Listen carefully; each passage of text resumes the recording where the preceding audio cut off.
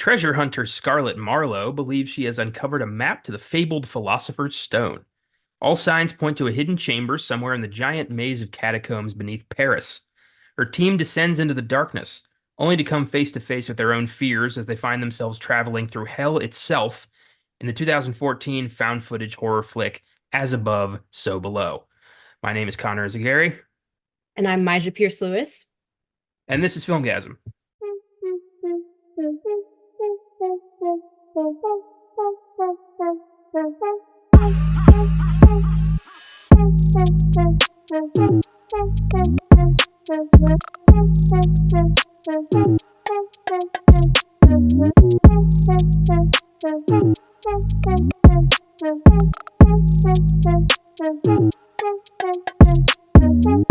Welcome to the Filmgazm podcast. Today we're going underground with As Above, So Below, a truly underappreciated found footage horror film that I think is actually pretty damn eerie, not to mention pretty intriguing. Mhm. This was your pick. What's your history with this film? Why'd you pick this for the show? I think this was one of those because it's like a found footage docu style thing. I was really into Cloverfield when it came out. I don't know why. I just had an affinity towards it. So then when this one came out, I think a friend had told me about it a while ago, and then I found out the kind of filming that was done for it. I was like, oh, maybe it'll be like a Cloverfield reincarnation, if you will. So that's where it got me. That's funny. When I saw Cloverfield, I got motion sickness and decided I don't want to ever see a movie like this again. Uh, Yeah. then a couple years later, I saw Paranormal Activity, and I was like, oh, okay, now I get it. Mm-hmm. And then I watched Cloverfield again, and I was like, okay, this is pretty good. Hmm. I like found footage horror a lot. I think when it hits hard and Yeah. really gets under your skin. Yeah. Uh, of course, when it bombs, it's the worst fucking movie ever Yeah. made. That happens quite a lot because these can be made on a guy with a handheld camera and three buddies can make one of these. Yeah, that's true. And even if it is done well, I will be honest, there are some points within even a good found footage film that is kind of nauseating. Like at some point you're like, okay, can we get like a couple scenes that are still it is a lot of bouncing around. It can be a little distracting sometimes. Well, I get it because like if you're in that situation, I mean, it's supposed to be handheld camera. So like if you're in that situation and some ghost like lunges at you and screams in your face, you're not going to be like steady. You're going to be like "Ah," and like flailing Right. around. I get that. That's true. But in that case, I would never ever pick up the camera again. Like and the movie would end. You know what I mean? It would be left wherever it fell, and Yeah. I'd be I do love that they explain that away in this movie with the headlamp cams. I think that was smart, except for that one guy who was carrying around like the $5,000 camera. And I realized towards the end, like, is he still carrying that thing? Yeah. They've seen Yeah. how many people die in weird circumstances at this point. He still has it. One of my favorite touches in Cloverfield is like they're constantly telling TJ Miller to drop the fucking camera. And he's like, people need to know. Yeah. After all that shit, he's like, they can't, they need to see this. Yeah.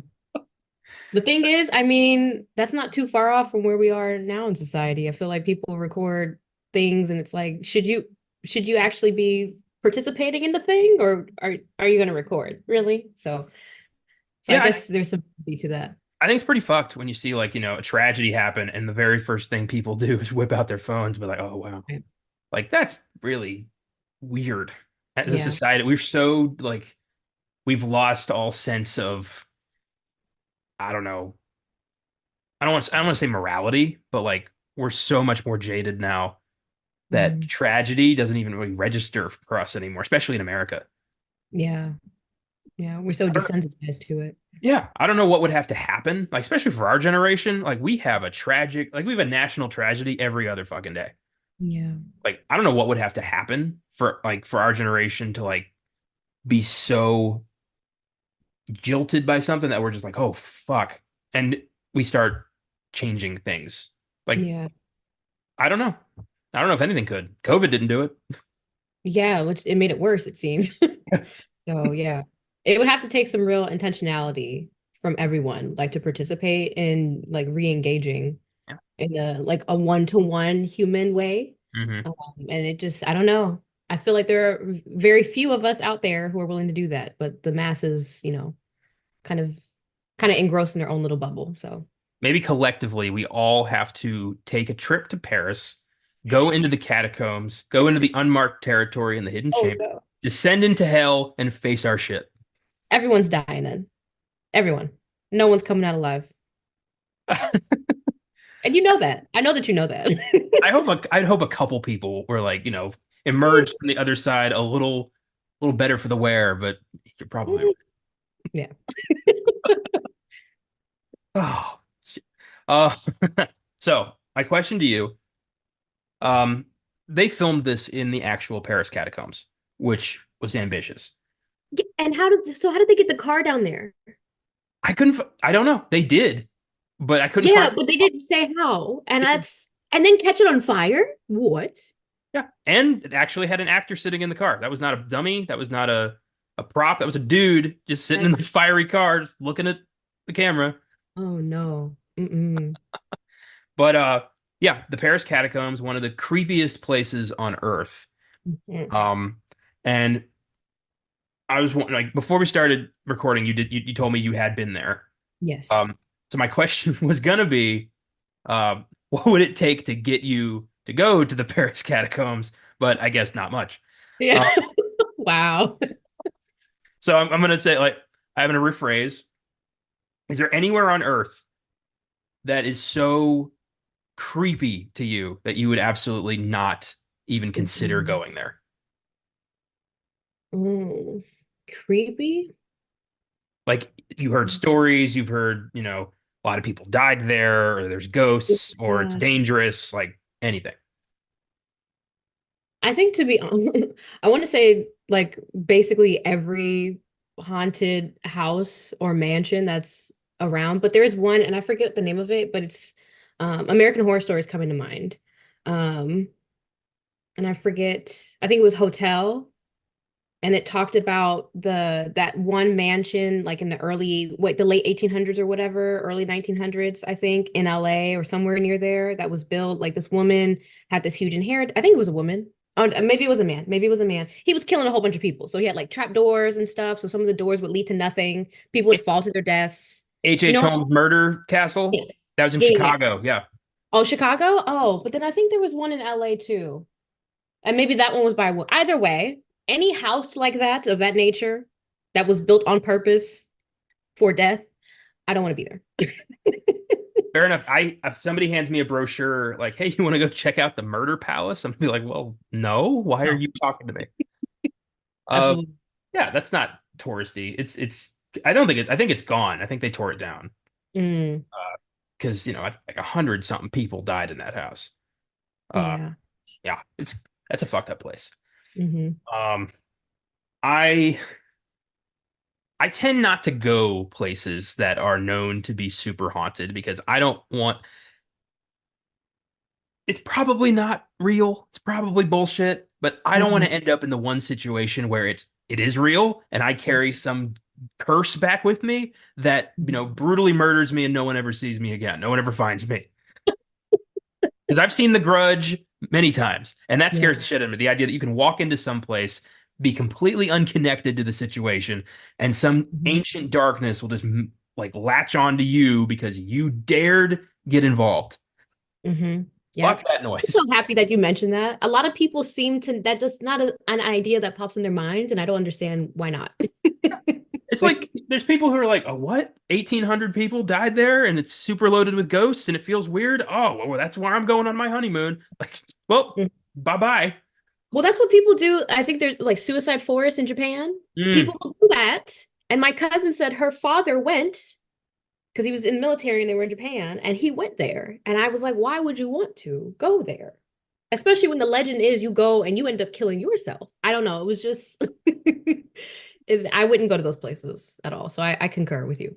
Well, the catacombs combine two of my least favorite things about any place, and that is super fucking haunted and Yeah. super fucking tight.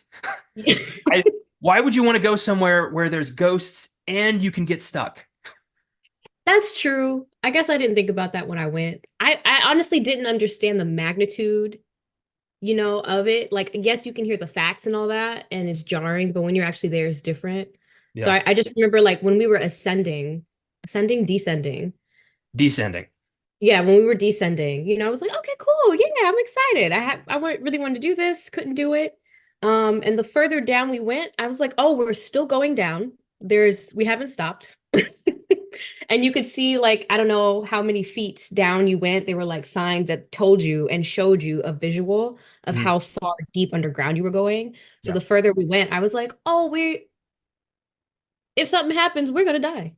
That's literally what popped up in my mind. Mhm. We will never be rescued. And I think that's where the panic started to kind of creep in a little bit.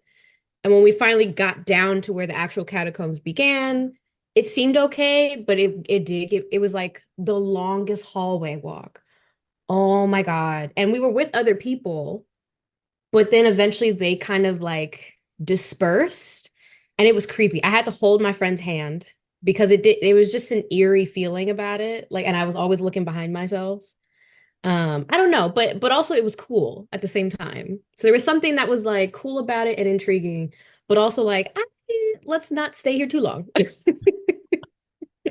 Don't want to do that. So, I remember hearing this story about this guy who was a professional cave diver who found, very tight spots and explored them for reasons. I don't, but he got stuck oh no. upside down and died a very slow, painful death. Oh my God. Yeah. Because they knew where he was. No one could reach him. There was no way to get him out. He was like he was angled a certain way where like he was right above the water in like this little pool. His legs Yeah. were sticking out here. He was like bent at a 45-degree angle and he was trapped. Oh And my it God. took like 3 or 4 days for him to just like die of exposure. It was one of the saddest, like most avoidable deaths I've ever heard. And I'm like, why would anybody want to put themselves in that possibility? Why would you want to be in that situation? Why would you want to No. be surrounded by nothing but like a tight hole and rocks right in front of you and think, I gotta see what's on the other side? Yeah, no. No, no. Especially not like that. Like Mm. the catacombs aren't quite that tight. There's space. It's just dead bodies around you. Yeah, but there's so much of it. It's so I vast, and I don't think all of it's charted. I think No, that not at all. no. And I, that's why I think they say some people will find entrances that haven't been found by the Parisian government, yeah. and they'll get like have parties or get stuck down there. That's stupid. That's just dumb. That is really dumb. I would go where other people have been and said it's safe. I'll do that. Aside from that, everyone else is just stupid. It is. Like at least while I was down there, I knew I had an entrance and I had an exit, and I was fine. Yeah. Yeah. Uh, there's an overabundance of idiots in this world who True. love to put themselves in situations that they don't realize are dire until they're already in them. Yeah. And they haven't told anybody where they went. And then, nobody ever finds them. Like, have you ever looked at the statistics of like people who disappear in state parks? Mm-hmm. It's Staggering. so bad. Yeah. I love that there's people who are like, well, they were abducted by aliens. And I'm like, no, they wandered into caves and just kept going. Mm-hmm. And now they're just bones. Yeah. They found a bear or they found nothing. It's Mm-hmm. yeah, so this movie, I love the hell stuff, the demon stuff, but just the idea of like we're trapped miles underground and we don't know how to get out, that alone scares the shit out of me. Yeah, that's true. Ah, very cool. Um, do you have a discussion question? I do. I guess I was just curious.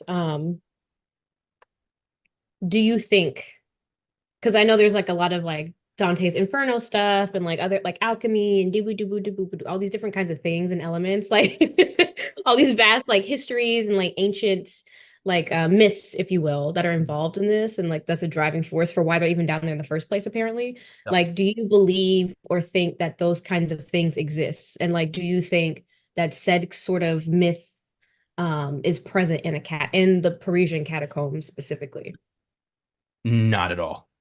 No, it's Not just all of us. all of it is no. I don't believe in magic. I don't believe in alchemy. I don't believe that you can make something that can turn shit into gold. I I don't think that. I don't think anyone's immortal. I don't think that. I don't believe in buried treasure. I don't. I think every religious artifact is a lie. Oh. I think that we have to make. I think we've always made up stories to try to explain the world around us that we don't understand. Hmm. And there are people out there who take that as fact, and those people need to unplug their phones and sit quietly for a while. Oh no. That's just me. I don't see a lot of magic in the world. I Yeah. don't believe in all that. I'd love to be proven wrong. I think that'd be amazing. Mhm. If a ghost like came over here right now and slapped me in the face and was like, "Fuck you." Mhm. That'd be the best. I'd be a changed man. Yeah. But I need to see it. I Yeah, don't yeah. have a lot of faith in anything. I need evidence to believe in pretty much Mm. everything. That's fair. That's fair. I guess I was curious because like I was kind of digging into some of the history and the lore behind like Dante's Inferno specifically and like some of the other elements in it. Mhm. Um, and I don't know, it was just interesting because what's the one guy that she was, oh my God, not the philosopher, oh my God, what's the guy's name? Not the Philosopher's Stone. Nicholas Flamel, the Yeah. actual alchemist. Mhm. Like his home is still present, apparently. He And was a so real things person. like that. Yeah, things like that, it boggles my mind because this was like, I don't know, 1400s, right? Mhm. 1300s where he was Yeah. alive. And how far into the future are we where this is hundreds of thousands of years later Yeah. that we can still see something directly connected to a person who was once here and is no longer here. So Mhm. I think things like that kind of maybe pique my curiosity and interest on like, are, could possibly some of the things that they've been talking about have some validity to it that maybe we're so far removed and things have advanced and changed that we're like, no, that can't be a thing, you know? But back then it was like truly a thing. It was just interesting to think about. I don't know. Well, there is like technology from the distant past that we don't have access to anymore. Things like, Greek fire and like they did exist, but they don't anymore. So it's not crazy to think there might have been some kind of power in the ancient times that like the formula for whatever that was is lost to time. Yeah, I mean, if, the guy who invented the iPhone died and didn't tell anybody how he invented the iPhone, we would not know how to make an iPhone. fair. But, Yep. you know, but to jump from that to the Philosopher's Stone can turn things to gold and this guy was immortal, that's when I'm like, all right, let's settle down here. Yeah. He existed. I'll admit that. Yeah. And the Philosopher's Stone might have been a lucky rock he carried in his pocket. Yeah. He's like, check out this. And he like maybe turning something to gold was just his way of saying like this rock brings me great luck. Yeah, that's true too. And also a lot of that stuff about the stone and his alchemical connection, Mhm. nobody was talking about that till 300 years after he died. Yeah, that's right. That's right. He was just a Most scribe. of these people don't get notoriety until like so much time after they have died. And so I'm just like, what? Like people aren't great artists until like 50 years later. And I'm like, well, I find that kind of funny sometimes. Like Vincent van Gogh, for instance, everyone saw him as just a pain in the ass who wouldn't go away. yeah. Like he would paint, these amazing, pictures of his house and sunflowers and self-portraits, and people would be like, "That is shit. You don't know how to paint. Get out of my house." And Yeah. now, hundreds of years later, he's one of the most renowned artists of all time. Yeah. So What's it it's a take? curious thing. Huh. What does it take? Like there's Yeah. poets who, were like Edgar Allan Poe, for instance. People thought he was good, but they weren't paying him. Hmm. And then he like die in a ditch or something, or that was He was found dead in a park bench. No one really knows what happened. and yeah. Yeah. Hmm. I don't know. I think he had drug problems and Yeah. depression. Yeah. Uh, Yeah. or maybe he was abducted by aliens. And he And took him to the catacombs. yep, they took him to the catacombs. They were like, "This is what's going on with you, Ed. Face your fear, Ed." And then he walked out like, "Oh, I didn't like that," and just sat on a park bench and was like, "Well, no, I'm out. Not Ed. Wow. Aliens and the devil. This is a big day for me." I, I would have died too of a heart attack. Um, yeah, I think that every myth has a source. Yeah. I think, I think it's something weird that happened to somebody that they could not explain by their standards. Hmm. and they immediately thought this is the work of the gods, this is the work of some being, this is the work of magic, Hmm. when in reality it was probably just like some jackass threw a rock at him and he took that as a sign. Yeah, Yeah. I'd love to that's trace that shit back. I'd love if I had a time machine, I'd go back to the beginning of all of that and find out what like where did the Minotaur come from? Where did, Jesus turning water into wine, where'd that come from? Like yeah, all of that had to happen from something. And yeah. I'd love to see just how innocuous it is because that would make me laugh. Yeah. No, it's true. I mean, and then different like cultures and stuff. Like, I mean, because these are time periods where information didn't travel that fast. So like people were pretty much siloed in their own communities and stuff. Mhm. So it is interesting though to cross-reference like I don't know, like Greek mythology with like Nordic kind of mythology and see some of the parallels there. Or then even going to like Latin America and stuff like that with the Mayans and stuff. And there are like some strong similarity. I mean, even various parts of Africa and different tribes and stuff like that and their tribal mythology and all that. It's just really interesting to see how some elements, some stories have similar through lines to them even though they weren't necessarily in direct connection with each other at these various times in history. So that's also like curious too. So I'm like, were we all just on the same mental capacity? You know, like, hey, we think there are like a subset of gods that exist and do these things. You know, it's just a very interesting phenomena, if you will, that I've noticed. True. Hmm. Like I've always wondered, like, isn't it weird that every culture, every ancient culture independently came Hmm. up with the concept of a dragon? Like, Yeah, a fire-breathing flying lizard thing that scared people. yeah, Could it have been some ancient creature that existed and flew around to every culture and people were like, what the fuck is that? And wrote it down. yeah, that's I mean, true. maybe a pterodactyl that didn't quite, that escaped the fucking freeze. I don't know. Hmm. Well, birds are kind of like they're still dinosaurs, so Maybe just some giant ass bird. yeah, and they're And those, not you my ever heard of thunderbirds? no. Giant. Thundercat. I've heard the Thundercats are their own thing. Yeah, Yeah. I stay away from the Thundercats. I don't trust them. Yeah. But Thunderbirds are a Native American myth of birds that are like have wingspan of like 20 feet, like giant birds. And there have Um, been sightings, legitimate recorded sightings of giant birds that have attacked people, that have like grabbed children and flew away, like crazy shit. Uh, so we live in a magical world if you really go down to it, yeah, theoretically. And yeah, we don't know what's out there. Like I like yeah. to, like we didn't know about the silverback gorilla till like the 1920s. That's true. Some dude just wandering in the mountains saw this giant monkey and was like, "What the fuck?" I mean, you ever think about that? Like the first person to see all these creatures had to have been like had like out of their fucking mind, like scared. Like the Yeah, first guy who saw a giraffe was like, "That is a giant deer. What is going on?" yeah. Or like I think I had just recently read somewhere the first person who saw a platypus was like literally his recording of it was that it was a compilation of various animal parts because like a beaver's tail and all this stuff. So he legit wrote down like someone Frankenstein this animal. Like this is not a natural occurrence. That was like the first recorded history of a platypus. That is hilarious. But yeah, I get that. If you've never seen that before, you'd be like, somebody really wanted to make a beaver Yeah. duck, and this is what they got. Yep. That's crazy. I Hmm. love that. Um, yeah, cool. All right, that was a good question. I like that. Yeah, a lot of cool a lot of cool avenues that went down. And this movie, I didn't expect when I first saw this, I did not expect this to be what it was. I had I'd written this off as just another found footage movie. My mom Hmm. had seen it with a friend and told me it was terrible. So at that, I'm like, Hmm. ah, well.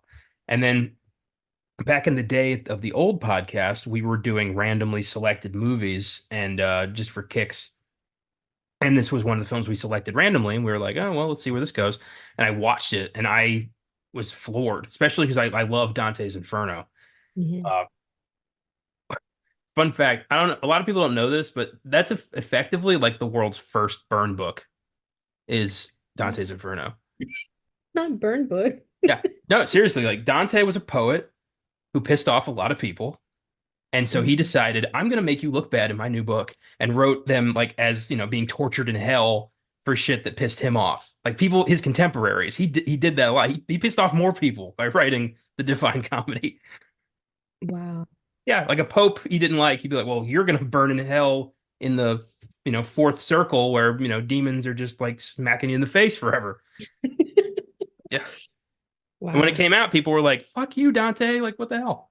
Yeah, Had no idea. yeah, it's funny.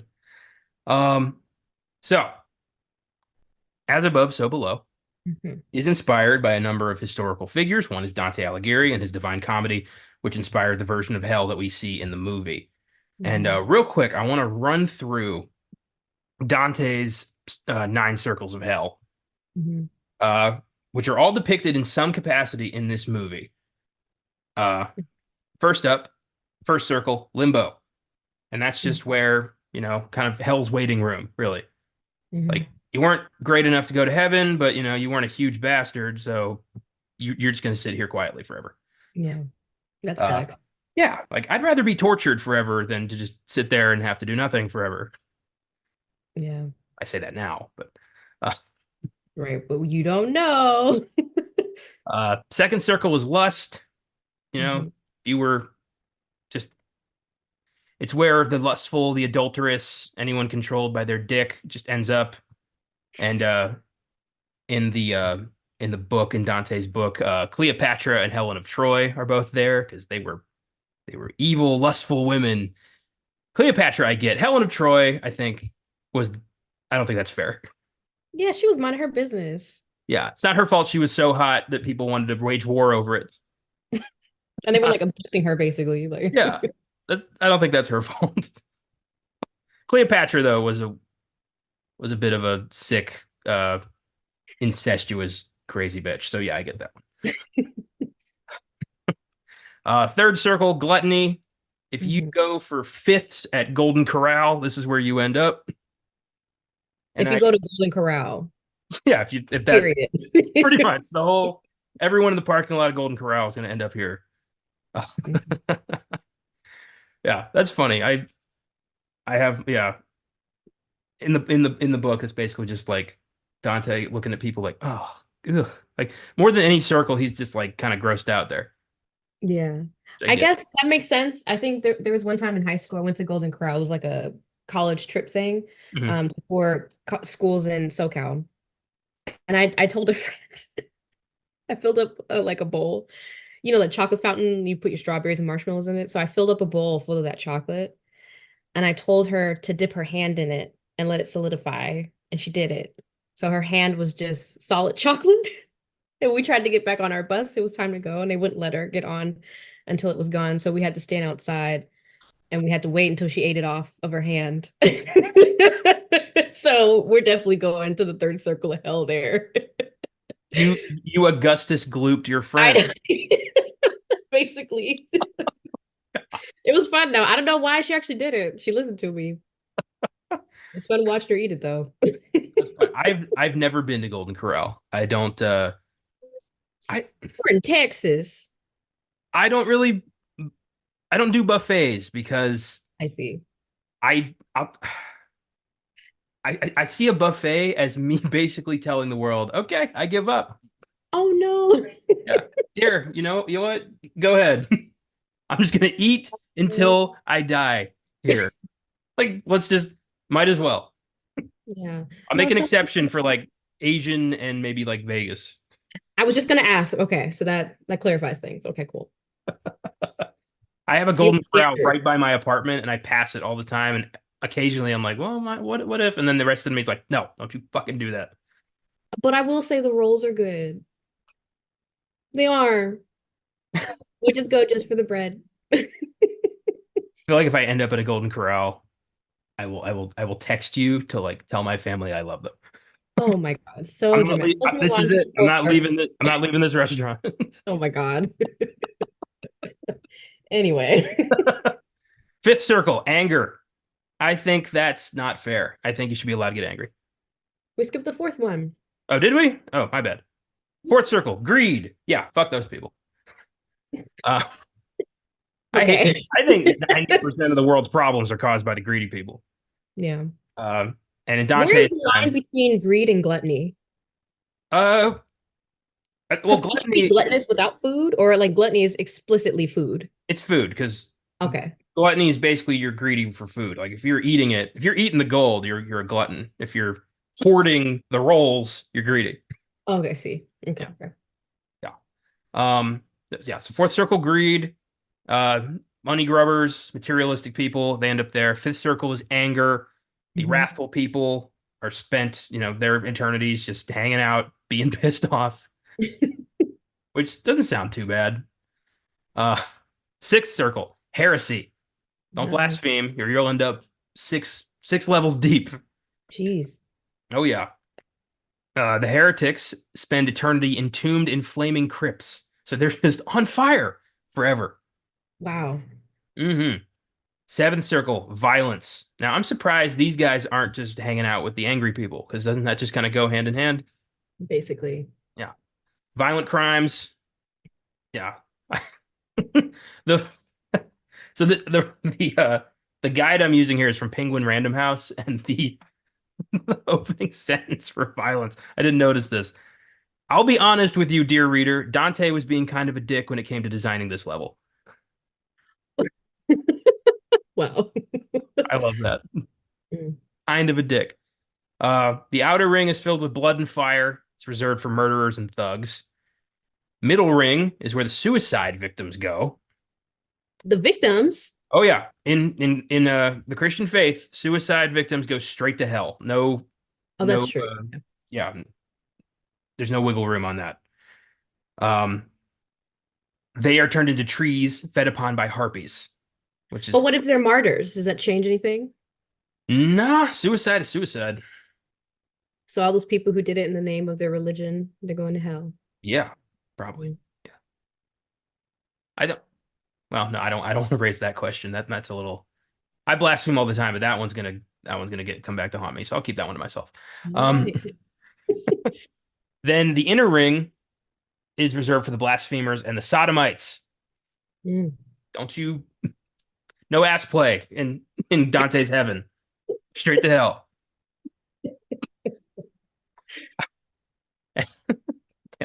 Eighth circle, fraud. Don't cheat anybody. Don't lie. Straight to the eighth circle. It's like hell's almost VIP section. Yeah. A lot of yeah. Ninth circle, treachery. This is the lowest circle in hell. This is where the worst people ever in existence end up. And according to Dante, there's two people down here. One of them is Judas of Iscariot, or Judas Iscariot, not of Iscariot, Judas Iscariot. I don't read my Bible. Uh, you betray the boss's son, you end up in the basement. Okay. I mean, that's what happens. He betrayed Jesus, and for 20 pieces of silver, and he's down there with the other worst person who ever lived, Lucifer. The Yes. devil's frozen in ice at the bottom of hell. It's really cold down there, kind of ironic. And it's just Lucifer and Judas kind of just shooting the shit forever. Mm. And that's Dante's hell. Okay. He Even if also the wrote, ice makes sense, hmm? right?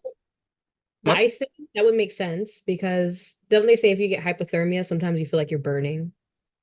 I hope not. That sounds terrifying. Oh, that's what I was told. So like I don't know how it's Russian, but those like nine hikers, right? Like in the 20s or whatever, 30s that Oh, were the Dyatlov Pass. yes, like Yeah. they were saying that the hypothermia could have made them feel like they were on fire, like hot, and that's why it is a possible theory of why they took off their clothes. Uh, So the lake of ice, it makes sense. 'Cause maybe that feeling is worse than the actual fire. I don't know. it's true. That's true. I've Uh, neither been burned alive or frozen to death, so I mean, I've only been to hell twice, and I didn't make it to treachery, so okay. I didn't get to meet the boss. But on the third trip, if I get my punch card, I get like a snow cone. So, holding out hope. All right. Well, good luck. Uh, I recommend reading Dante. It can be daunting, but it's actually pretty fascinating. Just going through the different levels of hell and seeing how like that kind of became the structure for hell, because hell's not really spoken about that much in the Bible. Basically, just like, hey, don't do bad things. You're gonna go there, but nobody will tell you what's up with there. So Right. Dante came up with his own version, and that's kind of become the widely accepted hell. Interesting. I haven't read Purgatorio or Paradiso, where he goes through hell to get to paradise. That's the whole story of the Divine Comedy. And Mm. Virgil's there the whole time, just kind of giving him advice, like, well, maybe take a left. And Dante's like, all right. Then right it is. Like, Fun to trivialize huge things. I love doing that. yeah. Um, Nicholas Flamel comes up in this. He's a real life 14th century French scribe, later perceived as an immortal alchemist in writings 300 years after his death. There's no evidence he was an alchemist or an immortal, or that he was friends with Albus Dumbledore, which is what most people know him as. Admittedly, I think when I watched this movie, I learned like, oh, that was a real person. I thought Oh, it was a Harry Potter character. wow. Yeah. Then there's the Philosopher's Stone, the mythical alchemical substance that can turn any element into gold. It also does not exist. There Mhm. are rumors that the evil Lord Voldemort tried to steal it from a school in England in the early 2000s, but that has not yet been substantiated. And in America, they called it the Sorcerer's Stone because no American knows what a philosopher is, apparently. That is why that was changed. Really? Yeah, too complicated for us. Wow. The We're American, simpletons. we have small brain. So sad. Yeah. Um, so there's not a lot written about this film. It did not do well, did not really make much of a splash. My only real available source for info is Wikipedia and IMDb trivia. So I did what I could here. Uh, Mhm. Not gonna lie, my persistent Dante jokes are a way to pad this out.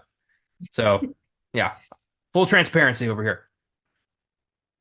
As Above, So Below was developed by filmmaking brothers John Eric Dowdle and Drew Dowdle, who wanted to make a found footage adventure movie in the same vein as like Indiana Jones. The two had previously done two horror movies, Quarantine, which was a remake of Record, the Spanish Mhm. zombie thriller, which was just fantastic and a pretty decent remake, I think. Mhm. The other is the Poughkeepsie tapes, and those guys are going to burn in hell for that one. I didn't see that one. That is one of the scariest, most fucked up movies I have ever seen in my life. When it came out, it freaked people out so much it didn't get a Blu-ray release until like 10 years later. It is so twisted. Yeah. Um, it's a found footage. You know what it's about? No. Okay. I don't know. It's a found footage film about this serial killer who has been on the run for years. They've never found him. What they did find was a giant cache of videotapes in his house. Mhm. And these tapes recorded all of his murders. He filmed everything. And half the boxes are one victim that he tortured for like 6 years. Oh my God. And the movie is the tapes. And some of those, I had to look up halfway through. I went and looked up the actors to confirm they were actors because there was a moment where I'm like, this is too real. Uh, it's Oh no. it's brilliant if you can handle it. It is. I've almost done it on the show, but admittedly, no one on the team wants to go there with me, and I totally get it. Mhm. It's a twisted movie, but it is a really well done movie because it does really just freak you the fuck out. Mhm. Yeah. Well, that freaks me out. And Yeah. I'd probably count. Yeah, I figured I wasn't that I mean, wasn't I watch exactly. true crime stuff. Yeah, I know. This sounds, True crime never freaks me out. Fake crime scares the shit out of me. I don't get that. yeah. Okay. That was not my sales pitch. I figured you weren't going to come onto my side with that one. Maybe. I don't know. We'll see. Give me some time. I do own it. I bought it. I haven't watched it yet since I saw it the first time because like I wanted to have it, but also like that's not a movie you just throw on. You know, I'm bored. Let's watch the Poughkeepsie tapes. Yeah. Oh God. Okay. Yeah. Um, and then they followed this film with a movie called No Escape, which was not a found footage, but also pretty damn scary for its subject matter. Yeah. Owen Wilson's in that one. Uh, Oh. he plays a guy whose job relocated him to this South American country, and right when he gets there with his family, a rebellion takes over the government and starts slaughtering foreigners, and he has to get his family the fuck out of there. Wow. Yeah, that was a that was a tense movie. So I All didn't of these realize I've sound, seen these guys' entire filmographies. That was nice to know. yeah. Ooh, okay. Yeah, this is one of their lighter films. Oh, that's great. Uh, the Dowdles wanted a movie set in the Paris catacombs, one of the scariest places on Earth. 6 million corpses line the tunnels beneath Paris, and they decided on the fabled Philosopher's Stone as a MacGuffin. If you don't know what a Mm, MacGuffin is, basically it's a item in a movie that everyone is after. Think like, mm, the Infinity Stones or the Maltese Falcon, you know, an The object. Ring from Lord of the Rings. Yes, yes, the ring. It's an item that is kind of the crux of the movie. So this movie's crux is the Philosopher's Stone. Mm, They shot in Paris for 2 months.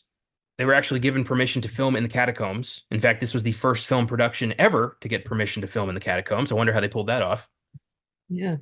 I I hope they told like the government that they were making like a documentary. Because if they told them, hey, we want to film a horror movie in the catacombs, they'd probably be like, get out of here. But if they said it Yeah. was a documentary, hmm, And I think that's what helped because from the little I was able to find too, it said that I think what gave them the pass to do it was that they were going to wear the headlights instead of like having actual film lighting. I yeah, think that would have been way too hot and it would have affected a lot of stuff down there. yeah. But I think because it was shot in this way, like the found footage style, it made it easier for them to do it. Probably, yeah. Due to the cramped conditions, they were reliant on headlamps and natural lighting. They couldn't bring a lot down there, except, Yeah. from a fucking car somehow. But And I want to know how they did that. How? I mean, I bet they brought it down in pieces and built it down there. That's the only explanation. What's even carrying the pieces? How are you doing that? Because it's like every staircase, almost every staircase Mm. in France is windy. It's just a circle. Yeah. So literally, even going down the catacombs is circular. How are you doing that? I would be tired. There's no way. I don't know, And then bring it back up? No. the French are kind of screwy. That's how. Oh God. I don't know. Yeah, that's why the catacombs are so, angry and evil. It's because that's why the French are so angry and evil because they're sitting on a bunch of desks. Okay, the French are that bad. They're kind of rude. Well, I've had nice ones.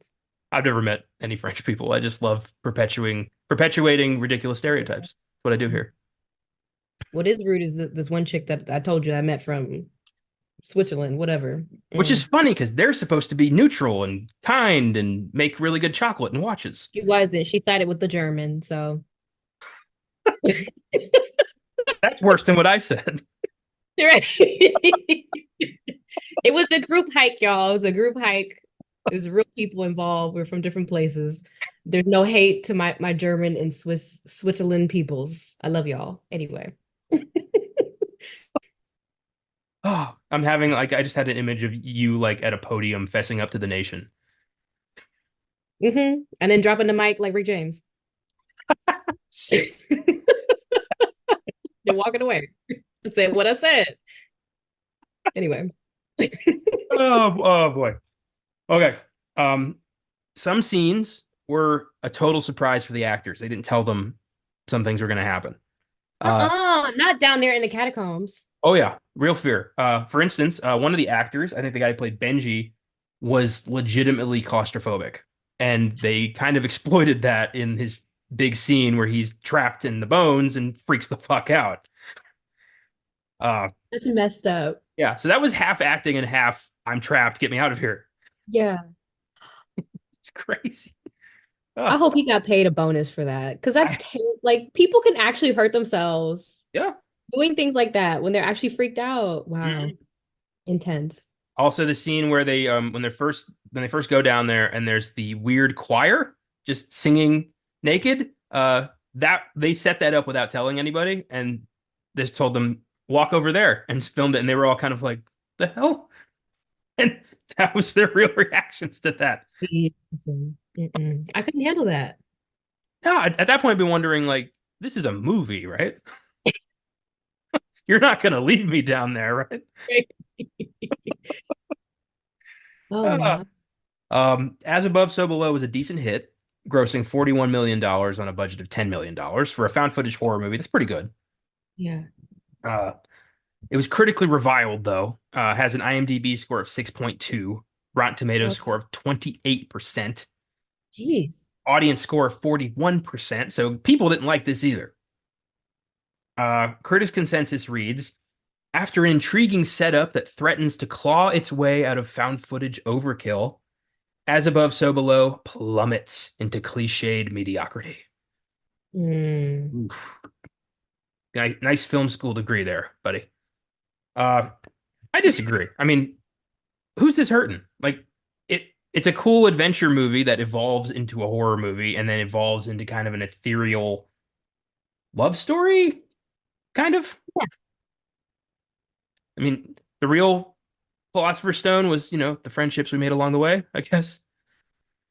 Ooh. And I guess maybe that's part of the reason, like, because like we said before, there was already Cloverfield, and then you had whatever Record, right? And then Yeah. the spin-off of that Quarantine. So, there had already been those, and then Paranormal Activity, right? So, that was Paranormal kind of like a, Activity was the movie that rejuvenated the found footage boom. Blair Witch Project established it, and everyone was like, yes, want to copy that. Then there was a bit of a lull, and then Paranormal Activity blew it open, and they've been pretty much making like five a year ever since. right. So if we look at like that small time frame, that window of time, it's like, okay, we have like more movies trying to execute this style. Mm. And then for what years later for this one to come on the scene, it's kind of like, really, I could see maybe how some people were kind of tired of it a little bit. True, but this is different though. Like there's a lot at play here that I think would endear more people to want to check this out. You got a treasure hunt, you've got Yeah. the Philosopher's Stone, you've got the catacombs, you've got hell itself, you've got interesting characters. Like there's Yeah. a lot that it got me on board, and I'm notoriously prickly when it comes to horror movies. You can ask Caleb; it pisses him off every day. But if I yeah, I it's weird for me to like a movie like this, and I really like this movie. Yeah. Yeah, I don't know. Well, as you said earlier, we can be simpletons, that's why, the philosopher to the sorcerer, so I don't Yeah, scary movie make me jump. Me like scary movie. know. Sometimes it is that simple. Yeah. And the sense of claustrophobia really, got into my head. I'm claustrophobic, not like, clinically, but if I'm in a tight situation, I'm gonna get uncomfortable really fast. Yeah, So, that's true. yeah, I don't think there's a lot of people who aren't in that. I mean, you squeeze anybody, they're gonna be like, get off me. Yeah, especially if you're there for far too long and you don't know when you're getting out. Yeah, it kicks in. Yeah, I The don't. survival instinct. hmm Uh, with that, let's talk about the film itself. We got some categories here. We've got Yes. best scene, best performance, best music moment, and best line. Where do you want to start? I guess let's best performance. Let's do that. Okay. Who do you want to shout? Who wins the movie for you? Well, I don't know if it's a win necessarily. Well, it's a win in a way. Okay. So, Scarlett, Perdita Weeks, is that how Mhm. you say it? Perdita? Yeah. Um, she's so well because she pissed me off so much. She pissed me off so much. The whole reason why most of these people died and ended up in this situation was because of her and her selfishness and her desire to put her whatever her this whole journey above everybody. If you know George was afraid of caves because his brother died in the cave, Yeah. and girl, you already done left him in Turkey in a prison by himself. You abandoned him already. And on top of that, he has his own fears about being like he's claustrophobic too. Like, then why would you knowingly lead him to the place where he will experience all that stuff again? Very selfish, very like kind of saviorist behavior, very inconsiderate. She really pissed me off. She did a great job. Like, The character is yeah, she all the people when I was doing the letterboxd reviews, a lot of people hate her yes. because she is just very selfish and very motivated entirely by her own pride. Hmm. And yeah, George also admittedly, could have maybe walked away a long time ago before he Yes. accompanied them to the fucking entrance. And then like that crazy cop was like, "Ah!" or whatever was going on with that. That was weird. It really Um, was, but yeah, George, I think some responsibility goes to George. He could have left. of course. Uh, But this is the codependent dynamic. Do you understand? Like, yeah, yeah. And then there's Benji, just with his camera, just getting a lot of good footage. yeah, I hope weird. like that dude followed her to Iran, followed her into hell itself. Like, what was she paying that guy? Clearly nothing, because when he fell to his death and she was going back to retrieve the stone to help George become alive, she just completely bypassed him twice. She didn't even try to revive that man. Well, That Benji is wrong. Benji died immediately. Okay. They can't resurrect the dead with the stone. They Oh, can only heal, so there was nothing they could do. oh, that's right. That's right. And Yeah. still, ew. I'm not saying that was right, and Yeah. but also I'm sure there was a contract involved. It was very annoying because she was just like, let's keep going. Well, girl, that's the only choice we have down here. Stop and do what? What we gonna stop for? Like, anyway, piss me off. Fair enough. I gave it to Edwin Hodge, who plays Benji. Mhm. Um, I always believe that in these kinds of movies and found footage movies, the cameraman is kind of the soul. He's the person who's just here for the film. I don't really have a stake in any of this shit. It's usually just, the camera. But Mhm. I love how they incorporated Benji into the story, especially the scene where he gets trapped. I thought that bit of performance was really believable, and then I found out, yeah, because he was fucking trapped. Uh, so it's kind of a cheat, but I do think he was great. Uh, I also want to shout Ben Feldman, who played George. I I like thought him. he was my first watch. I was annoyed by him. I thought he was a sarcastic prick. This Mhm. watch, I'm like, no, he's pretty justified for his behavior here. I'd be upset if I got forced into hell by a chick who left me in Turkey. Yeah. But I willingly help her go to a place where I know that I'm going to freak out because I have some huge, like, hardcore trauma from environments like this. Don't understand it. I Well, don't understand. she Johnny Knoxville's his ass the whole time. Like, come on, just do it, just do it. Come on, just do it. And he falls for that because he's in love with her. I guess, whatever. I Gentlemen, think, do not follow. If a woman traps you in a prison in Turkey and then exploits your greatest fear, she's not the one. listen, she's the one to send you to hell. But Yeah, she's not Miss Right. She's Miss Right now. yeah, in hell. I think I also want to shout out the guy who played La Taupe. That guy was creepy as shit. And I think that was effective because just as he was, he looked very ghostly. Well, I And so love I that Papillon and his team never are like, "How the fuck are you alive?" They're just like, 2 years. "Here's our friend we haven't seen in years when he got lost underground. Let's follow him." And then when I think when they kept going down and they had to go through the water to come up on the other side and stuff, and then La Taupe is there, but he's not wet. And nobody questioned that. Nobody said anything about it. Yeah, and then when I do like that George pointed out, he was like, yeah, how are these torches lit?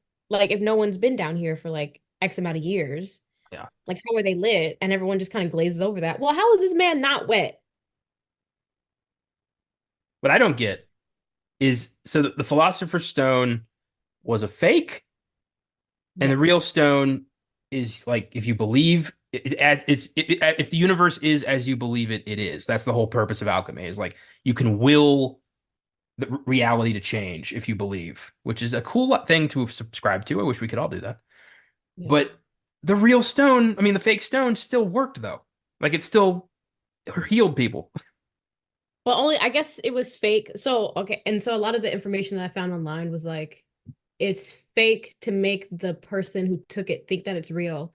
So it does I guess the real thing one time, which is why they were able to heal chick when her arm was all jacked. There's some holes. I'm not saying that this is soundproof logic here, but this is the idea is that it's fake. And so when the people take it, they think it's doing something because it did the thing the one time, but that's it. That's all you get out of it. And then after that, you think you have the thing, but you don't the whole time. And then you're screwed. And so that's why they went further away because they thought they had the thing. And then all of a sudden she just turned, I don't know, into like this like champion just running back and forth. And I was like, how do you remember where you're going? How do you remember the tunnels? How Well, were you able to scale that The rope. I'll give you the rope. That was a little unbelievable, but I feel like at that point there is just one direction because it's hell. Like you can't go, hell into the left. It's just hell. Hell into the left. That's true. Uh, but yeah, I thought that was fun. Like she just looks in the mirror and is like, "Oh, I It's am the philosopher. I am the stone. I am God," or whatever that was.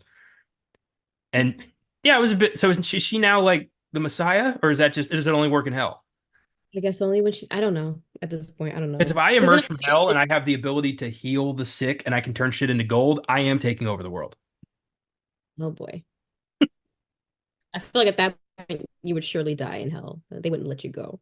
Well, all you got to do apparently is just like it's Jumanji rules. You just got to finish the game, Yeah, and they just that's let you true. go, which is kind of good to know. I mean, I do like a hell speed run. Like, how fast can I make it through? Yeah. She could totally monetize that shit, like hell the theme park or something. I feel like people would pay to do it. Yeah. After I found out about that guy who like sells extreme haunted house experiences and makes you sign a contract that basically lets him do whatever you want to hit, whatever he wants to you. Yeah, people will sign up for bad shit. That's the one that's in North Carolina, right? He was in California and he like waterboards people. Yeah. Yep. Insane. I Yeah. think that waiver form is like 70 pages. Yeah, but they signed it. I know, I'm but not I'm just saying saying, there's like, that's any how it good person here. I'm not saying he's like in the right. I'm just saying if you're going to sign up for torture and then be upset that you got tortured, that's a little on you. well, okay, in I will say in their defense, okay, he did say in those forums that there's a safe word, and he does talk to the people about it. He's like, if you do say said safe word, I will stop, and he doesn't. Okay. All right. I'll That's a give you direct violation of the. I'll give you the safe word, but also why were they there? They were Yeah, there that's true. for the most extreme, crazy experience they could get short of rape. And That they got it. And now they're upset. that's true. That's true. Anyway, I'm in, Caleb and I are in a constant argument about this guy. So I have now brought you into this. So welcome to the fucking show. Well, I think he's insane. So Yeah, I do too. I do too. So does Caleb. We all think he's crazy. I just think the yeah, victims have a little bit of blame too. they're equally stupid. Yes. Okay. Yeah. Thank you. Um, let's do music. There's not a lot of music to pick from here. It's a found footage. I usually don't have music. I ultimately picked the weird albino witch chant. Albino. I mean, they were really white, so I just assumed, but I Yeah. guess not. Maybe it was paint. Void of sunlight. Ah, there you go. So they're just clear. Yeah, vitamin D deficient. Ah, there you go. I mean, they weren't that deep into the catacomb. They were like on the, you know, they were just hanging out. Yeah. They had no relevance to the rest of the Down movie. there is deep enough. Okay, let me No. tell you. Apparently, that dude in the cloak was supposed to be the devil. Oh, I thought he was supposed to be the Grim Reaper, but he was Satan. He was Satan, just like, hey guys. Mhm. No. Like I'm going back to my room. Basically, it's like, more people. I would love a like benign Satan who's just like not a terrible guy, just kind of done with people. Just like, please go away. Yeah. Mm. But yeah, that was supposed to be the devil. Well, Um, yeah. Any other music moments you caught or wanted to shout? that's really the only one. I did write down the French nightclub where they go to get Papillon. Hmm. There's something about the music playing there. It just had this kind of like sinister, calm before the storm vibe of like shit's gonna get Hmm. really bad going forward. I don't know. Hmm. And then there was that like lady who like caught Benji's eye and then like he recorded her briefly. Hmm. Did that ever come back up again? I don't think it did. I think she was down there. I think she was the one. I think they saw her down in the catacombs. Oh, she was one of the witch people probably. Yeah. There were a lot of like red herrings in this movie. Like Hmm. you think this is what's gonna happen, but really it's, alchemy and the devil. Didn't see that coming. Um, let's go to line. What's some dialogue you liked from this movie? Mm. The dialogue. I don't have a lot written down either. Yeah, because I was trying to think of like what kind of exchange, and I don't think there was so much dialogue that I enjoyed as much as like the actual scenes themselves. You Yeah. know what I mean? Hmm. Because the dialogue was just like, whatever. Don't let's go. Oh no, she died. Like, that's not really riveting. Like we too were present when this death occurred. Um, so I don't know, I guess if anything, maybe like when they're figuring out some of the puzzle pieces, um, like when Scarlett and George, I think when this is near the beginning, and I think this is when Latote like starts leading them, and he's like, we gotta go down further. And they start seeing all these symbols and stuff. They're saying all these words, and then Papillon is like, "What does that mean?" Like, we don't know this jargon that you guys are using. Like, speak. I don't know, like those kind of exchanges, I guess, stood out to me because it felt really human. Because I feel like that would be the case, and I feel like that has been the case for me in my experience in Paris, where like my friend knows stuff, she's talking, I'm like, I don't know what you're saying. So, Okay. but distinctive. Yeah, I had one of those too. I liked when they were when they go down the tunnel that Papillon tells them like we don't nobody goes down there. We don't go down that tunnel. And they go down there and there's his like graffiti tag and they're like, "Oh yeah, we don't nobody goes down here, right? Fuck you, man." And he's like, I don't know what that is. I don't know what that is." And they're like, "Just shut up." Like Yeah. you could tell like you could see in his eyes like he does not know what's going on and it's freaking him out. Yeah. Um I have from Scarlet when she starts learning what the alchemy thing, what as above, so below means. And she says to herself, as I believe the world to be, so it is. And Mm, that's some self-assuring, cool shit. That's some daily affirmation shit, like I'm gonna yeah. create the world that I want today. Like Hmm. that's cool. I can understand, getting involved with the idea of alchemy if that's what its core beliefs are. Yeah. Too bad they weren't able to do that and get out of hell. Well, I But mean, she kind of did. after three people died. All you got to do is manifest the power of the Philosopher's Stone, and if there's a demon in front of you, beat the shit out of it like she did twice. Yeah, she was like fighting these things. I'm like, why couldn't everyone do that then? If it was that easy. When the demon like pops up in front of her and she just goes like, I was laughing my ass off. Like, dude, you're on their home turf, and that guy just ate shit. Yeah, and he did not retaliate. Yeah, I bet he's He just on the loved ground like fuck, like his nose hurts. Like it. Satan's walking up to him like, what was that, Yeah. dude? I will say this is like one of the first movies I've ever seen someone fight back like any sort of ghost demon apparition, like physically like that. Yeah, Like I punched you. that's I love videos of like when people are, somebody scares somebody in like a costume and their immediate reaction is to knock them the fuck out. That would happen in a real situation. It wouldn't probably wouldn't end very well for the person punching, but in this case, twice. I hope it was the same guy. I hope Satan was like, dude, what the hell? Get up, go take care of that.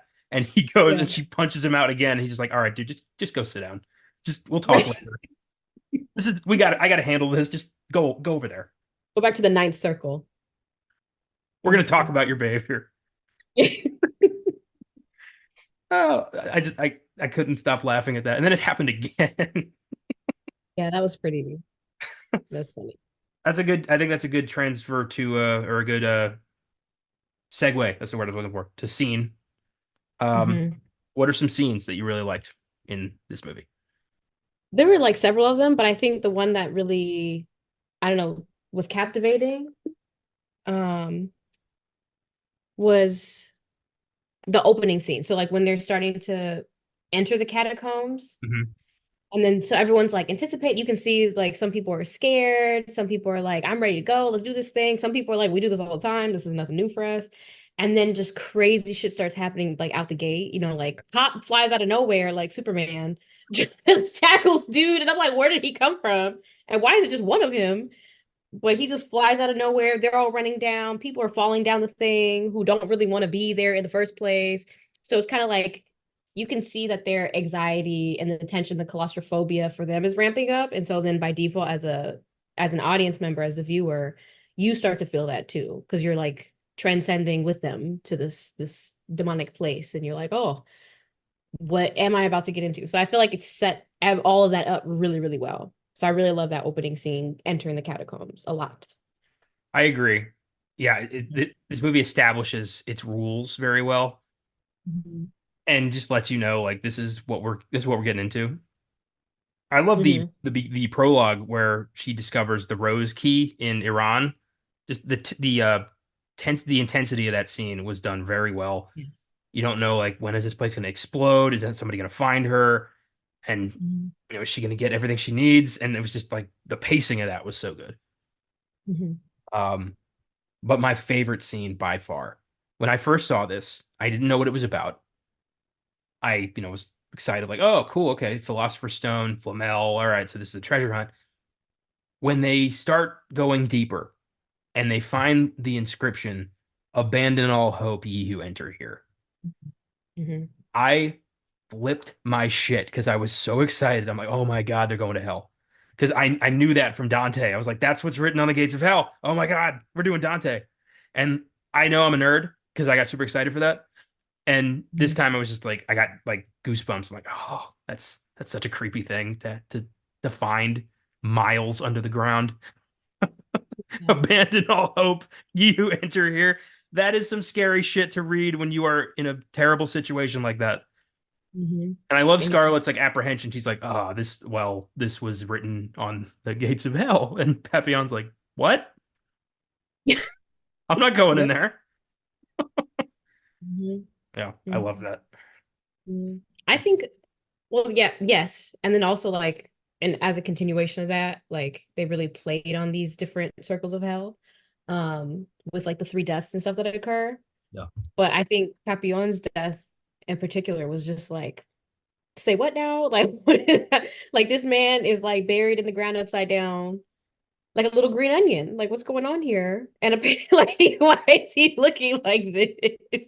And so I was so curious about it, and I think I looked it up, and that was a form of like, I don't know, like torture in the what in the book or whatever, or that chapter. Mhm. Um, but the thing was like, so they're buried upside down, but their feet are supposed to be lit on fire. So it's like their soul is being taken from them, which is why they're upside down in the ground. But then their feet are perpetually like lit ablaze. So that was like one of the elements. I mean, but I feel like the blaze came when the car was on fire and he got sucked into it. I think that was enough.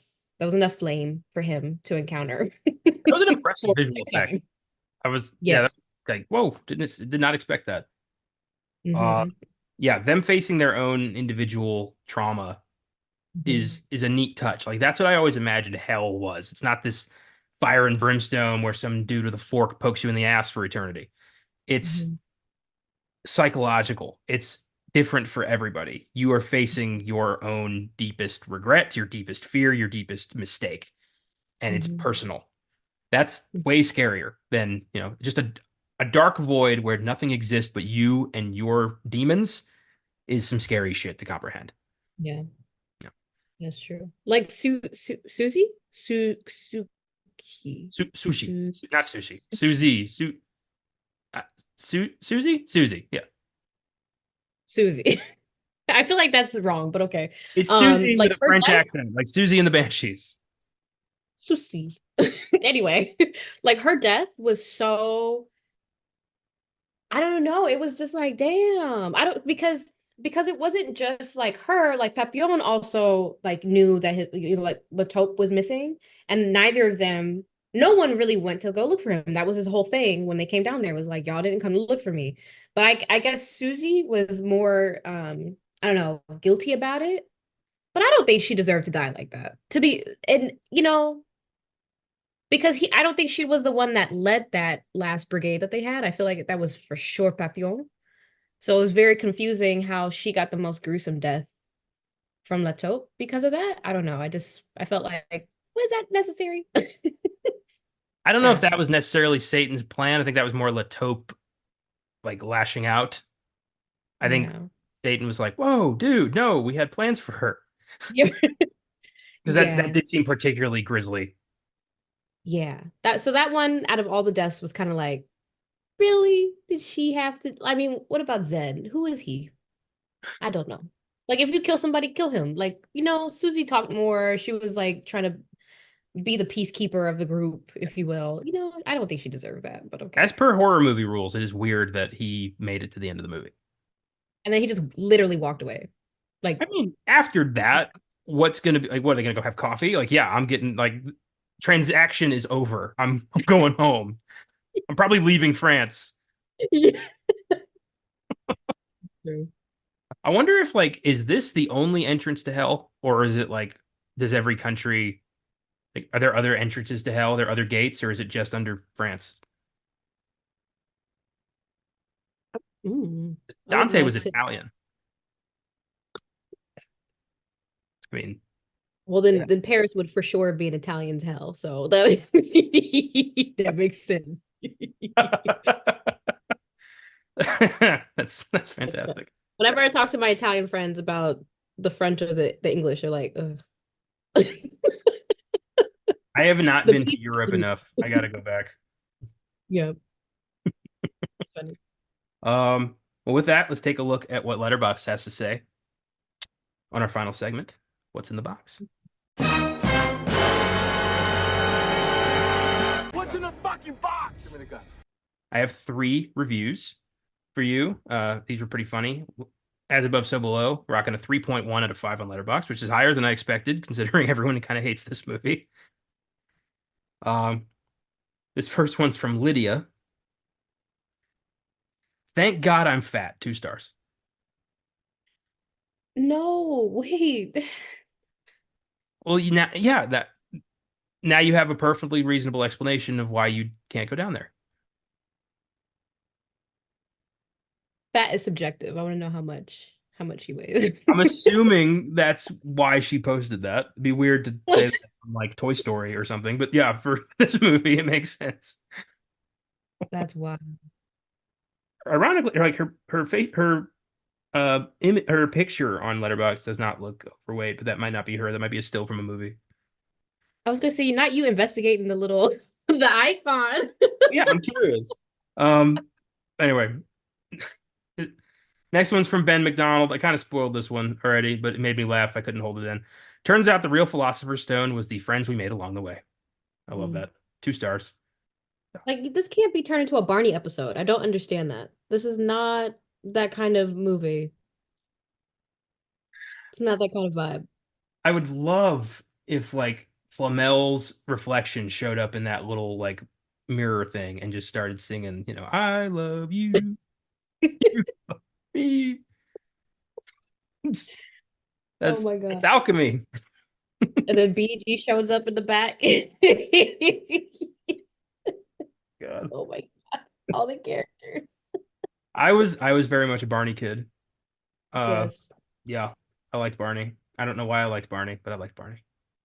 He's a low-key a pedophile, but Didn't they make a documentary about that? they did? Yeah, there was like the guy who played Barney was in, I don't know if he's a pedophile, but he was into some illegal shit. They made a documentary. Oh, I didn't know they made a docu about it. Oh I gotta yeah. watch it. I watched a video. Somebody had superimposed Notorious B.I.G.'s Big Papa over bits from Barney's. It was like Barney's rapping Big Papa, and it's one of the best things I've ever seen. Oh my God. This one's from Kate. This happened to me last week, but you don't see me complaining about it. 4 stars. All right. No, you So I sound don't like know what you and Kate got going on, but it seems like y'all visit hell too often for I know me. we gotta. I gotta coordinate that trip. Uh, apparently she keeps things pretty close to the chest because she doesn't go out advertising that she just had a hell incident.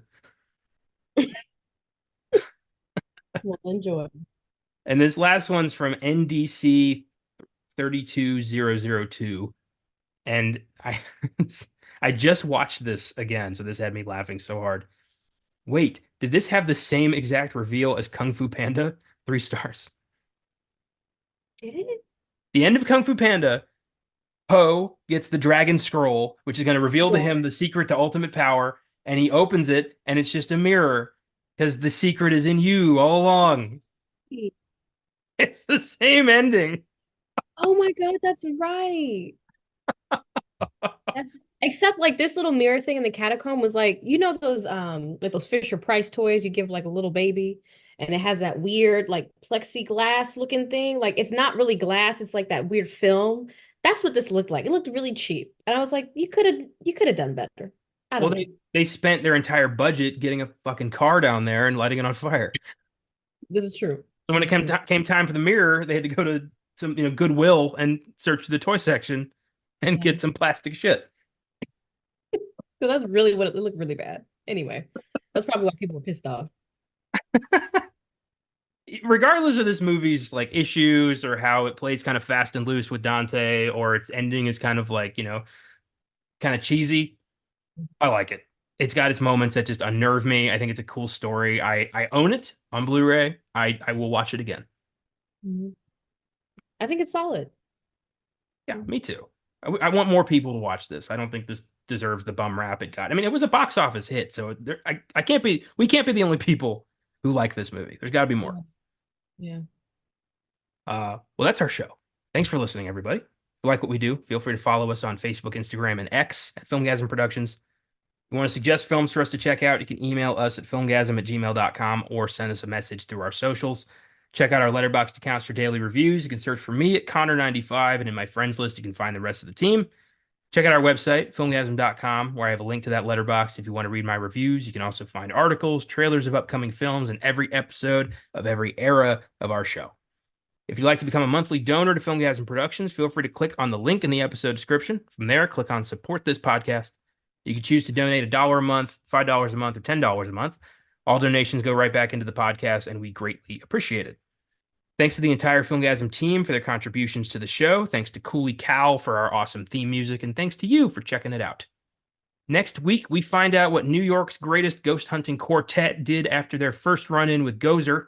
Years after saving the city, the Ghostbusters have disbanded, but when an evil sorcerer's ghost plans to possess a child and bring about the apocalypse, they reunite to stop him in the 1989 sequel, Ghostbusters 2. Love this one, and with a new Ghostbusters movie coming out next week, it felt right to revisit the most underrated film of the franchise. Yeah, we covered Ghostbusters a long time ago in the early run of the show, and I've always wanted to talk Ghostbusters 2. This felt like the right time, so next week's Ghostbusters 2. In the meantime, don't travel through a maze of dark tunnels. And remember, X does not mark the spot. Don't be a treasure hunter. You will die. Take it easy. Keep watching movies. We'll see you next time.